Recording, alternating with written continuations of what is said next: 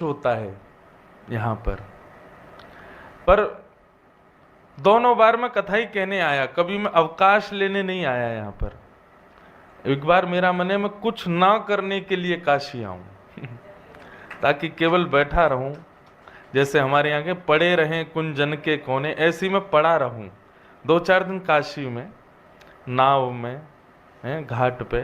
तो थोड़ा यहाँ की कई सारी ऐसी मुझे लगता है कि कुछ अनुभूतियां हैं जो स्पर्श करती हैं, पर कथा में व्यस्त होने की वजह से मैं पूर्ण रूपेण उसका आस्वादन नहीं कर पाता, पर कुछ तो स्पर्श होता है। ऐसे हमारे महादेव ऐसे महादेव के निज ठाकुर जी हमारे वृंदावन में श्री राधा वल्लभ लाल। जैसे आपके घर के ठाकुर जी हैं ना, कोई के घर में गोपाल जी, कोई के घर में त्रिभंग लली, मेरे श्रीनाथ जी गिरधर लाल, ऐसे ही महादेव के निज ठाकुर जी, सेवा के ठाकुर जी हैं श्री राधा वल्लभ लाल, जो कि वृंदावन में विराजते हैं। कभी कभी राधा वल्लभ लाल जी का दर्शन करने जाता हूं तो मन में इच्छा आती है कि कैसे बागंबर लपेटे हैं, सिर पर जटा जूट, हाथों में बढ़िया नाग लपेटे, गले में मुंड माला और हाथ में लिए आरती, और हमारे श्री राधा वल्लभ जी की आरती करते होंगे महादेव, तो कैसे दिखते होंगे उस समय। पार्वती जी रसोई बनाती हैं, महादेव आरती करते हैं, सेवा करते हैं श्री राधा वल्लभ लाल जी की। कथा तो पता हो, श्वेत द्वीप के ठाकुर जी हैं श्री राधा वल्लभ जी, और आत्मदेव नाम के ब्राह्मण ने महादेव की ऐसी उपासना की, ऐसी उपासना की, महादेव प्रसन्न हो गए। आत्मदेव ब्राह्मण जो था बड़ा अकिंचन था बेचारा, उसको तो धन की आवश्यकता थी। वो चाहता था महादेव को प्रसन्न करके मैं ऐसी मणि मांगूं, ऐसा रत्न मांगूं जिससे मेरा घर धन धान्य से भर जाए। महादेव प्रकट हो गए, बोले मांगो आत्मदेव क्या चाहिए। बोले आपके पास जो आपका सबसे प्रिय रत्न हो वो हमको प्रदान कर दो। महादेव के नेत्र सजल हो गए, बोले कुछ और मांग ले, मेरा प्रिय रत्न मत मांगे। आत्मदेव बोले देना है तो फिर वही दो। उसको महादेव के नेत्रों में आंसू देख करके उसको लगा शायद बहुत ही ज्यादा महंगा होगा रत्न, शायद मेरी पुश्तें तक खाती रहेंगी। बोले महादेव अब तो वही रत्न चाहिए। बोले भैया तेरे पांव पड़ूं, तू जो मांगे सो मांग ले, कैलाश का राजा तुझे बना दूं, पूरा पर्वत तेरे नाम कर दूं, पूरा ब्रह्मांड का नायक तुझे बना दूं, लेकिन मेरे हृदय का प्रिय रत्न मत मांगे। आत्मदेव हट करने लगा, अब तो मुझे वही चाहिए, मैं भी तो देखूं ऐसा कौन सा रत्न। तब महादेव ने एक वस्त्र में लपेट करके अपने हृदय के सबसे प्रिय रत्न श्री राधा वल्लभ लाल जी को प्रदान किया। आत्मदेव तो बड़ा दुखी हो गया लाल जी को देख के, ये रत्न है। और महादेव तो अंतर ध्यान हो गए, वियोग सह नहीं पा रहे थे। आत्मदेव बड़ा दुखी हो गया, बोले मैंने तो रत्न मांगा था, मैं तो धन धान्य की अभिलाषा में था, ये क्या आ गया मेरे पास। अब इनकी सेवा और करो, खर्चा और बढ़ गया मेरा तो। अब उनकी बेचारे की इत्र सेवा करता, वस्त्र पहनाता, भोग वोग लगाता, लेकिन देखता ऐसे ही था। बोले जे और आ गए मेरे घर में, वैसी मेरे यहां कमी इतनी धन की। तब महादेव ने ठाकुर जी की वंशी को भेजा, बोले आप जाओ। बंधुओं, भगवान की वंशी साधारण नहीं है। कुंज निकुंज निवृत निकुंज, 3 लीलाएं हैं भगवान की। लीला एक ही गाई जाएगी, पर निश्चित है कि यहां सुनने वाले अगर निकुंज तक उनका प्रवेश है तो उनको निकुंज की लीला दिखेगी। उनका प्रवेश केवल कुंज तक है तो उनको कुंज में ही दर्शन होंगे। और यदि उनकी भक्ति भावना नाम जब गुरु निष्ठा खूब हो गई होगी तो निवृत्त निकुंज का दर्शन होगा। अब कुंज निकुंज निवृत्त निकुंज अंतर क्या है। अब देख, कथा में कोई भी गाऊं, कथा में कोई भी बोलूं, अगर आपका प्रवेश केवल कुंज तक है तो कुंज में ग्वाल बाल भी दिखेंगे, अष्ट सखियां भी दिखेंगी, नंद बाबा यशोदा भी दिखेंगे, वृषभानु कीर्ति मैया भी दिखेंगी, और फिर इन सबके संग श्यामा श्याम भी दिखेंगे। ये कुंज की लीला। लेकिन यदि भावना थोड़ी और सुदृढ़ होगी तो लीला वही गाई जा रही है, लेकिन किसी किसी को वो निकुंज में दिखेगी। निकुंज में कौन है? केवल अष्ट सखियां और ठाकुर जी और लाडली जी, बस। वहां पर ब्रजवासी नहीं है, वहां पर नंद नंदन यशोदा नहीं है, वहां पर केवल सखियां हैं और श्यामा श्याम। लेकिन किसी की भजन भाव स्थिति यदि अत्यंत सुदृढ़ होगी तो लीला में उसको निभृत निकुंज में प्रवेश मिलेगा। वहां केवल दो हैं, लाडली और लाल, बस, और कोई नहीं। परंतु ठाकुर जी की निभृत निकुंज लीला में जहां किसी का प्रवेश नहीं है, वहां एक का प्रवेश है, और वो है वंशी। वंशी ने ठाकुर जी की निवृत्त निकुंज लीला में भी प्रवेश किया है, वहां का भी दर्शन किया है। इसलिए ठाकुर जी की वंशी, जो लोग भी घर में सेवा करते हो, केवल आरती के समय धारण कराया करो, बाकी के समय वंशी ठाकुर जी के बगल में विराजमान किया करो। क्यों?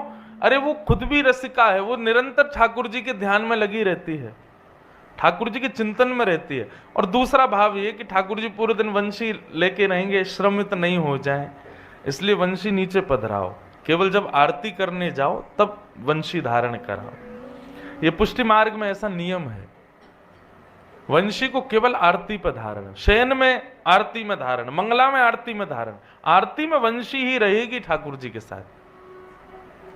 तब महादेव ने मन में विचार किया, बोले आत्मदेव ले तो गया ठाकुर जी को, इससे सेवा नहीं हो रही है।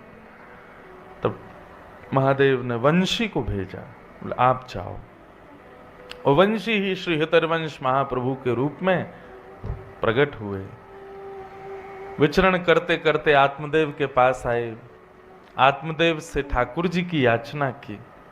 ठाकुर जी ने, किशोरी जी ने कृपा करके हरिवंश महाप्रभु को कह दिया कि आप इनकी दोनों पुत्रियों से ब्याह करो, और दोनों पुत्रियों से ब्याह करके दहेज में ठाकुर जी को लेके आए वृंदावन, राधा वल्लभ लाल। तो हमारे वृंदावन के श्री राधा वल्लभ लाल कौन है? ये आपके काशी विश्वनाथ प्रभु के निज ठाकुर, घर के ठाकुर जी हैं। तो कभी कभी आपको अगर मन किया करे तो महादेव के पास जाके श्री राधा वल्लभ लाल की जय बोल दिया करो, महादेव खुश हो जाते होंगे, प्रसन्न हो जाते होंगे। अरे हमारे ठाकुर जी के यहाँ से आए हो, हमको 2 दिन हो गए, अभी तक तो गए नहीं, हम आज जाना था, आज भी नहीं गए, अब कल जाएंगे। और मेरा निश्चित, मैं कभी महादेव के सामने ओम नमः शिवाय मैंने आज तक नहीं बोला। ऐसा नहीं कि मैं ओम नमः शिवाय नहीं बोलता, पर मुझे लगता है कि जिसके सामने जाओ उसके प्रिय का नाम उच्चारण करो। निश्चित मानना, महादेव के दर्शन में आप ओम नमः शिवाय बोलते जा रहे हो, लाखों लोग सब यही बोल रहे हैं, आप श्री राधा वल्लभ लाल जी का स्मरण करते हुए जाओ, श्री किशोरी जी का नाम उच्चारण करते हुए जाओ, शायद महादेव आपको सुन रहे हो। इतनी भीड़ में कोई अलग बोल रहा है, हमारी श्री जी का नाम उच्चारण कर रहा है। बंधुओं, स्तुतियों में सर्वश्रेष्ठ स्तुति महादेव की शिव महिम्न स्तोत्र, उसको स्तुतियों का राजा बताया गया, पर वो महादेव भी राधा कृपा कटाक्ष गाते हैं। सोचो, हमारी श्री जी के, लाल जी के सबसे बड़े उपासी तो आपके पास ही बैठे हैं, आप तो यहीं से वृंदावन से जुड़ जाओ, काशी विश्वनाथ प्रभु को ही नित्य रिझाने जाओ। अगर कोई पास ही रहता है मंदिर के और वो सुन रहा हो, नित्य जाओ, और महादेव के सामने ना तो शिव महिम्न स्तोत्र गाओ, ना कोई ये पाठ वाठ कुछ मत सुनाओ, पद रसिक जनों के याद कर लो, मंदिर परिसर में कहीं बैठ के पद सुनाओ, हमारी श्यामा श्याम की लीला के पद सुनाओ महादेव को, प्रसन्न हो जाएंगे। तो सबसे बड़े रसिक अग्रगण्य तो आपके पास विराज रहे हैं महादेव। तो मधुरतम बात है कि उन्हीं के नगरी में पधारे हैं इस मधुर भाव के साथ। आज मन में विचार कर रहा था, आज क्या सुनाएं आप सबको। लीलाएं तो बहुत हैं बंधु, दान लीला, मान लीला, प्रथम मिलन लीला, नौका विहार लीला, गौचारण, गौ दोहन लीला।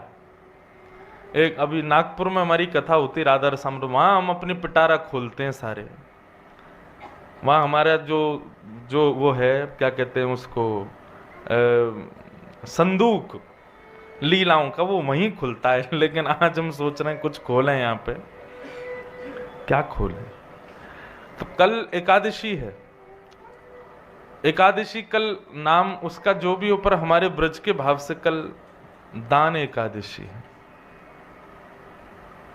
दान लीला ठाकुर जी की।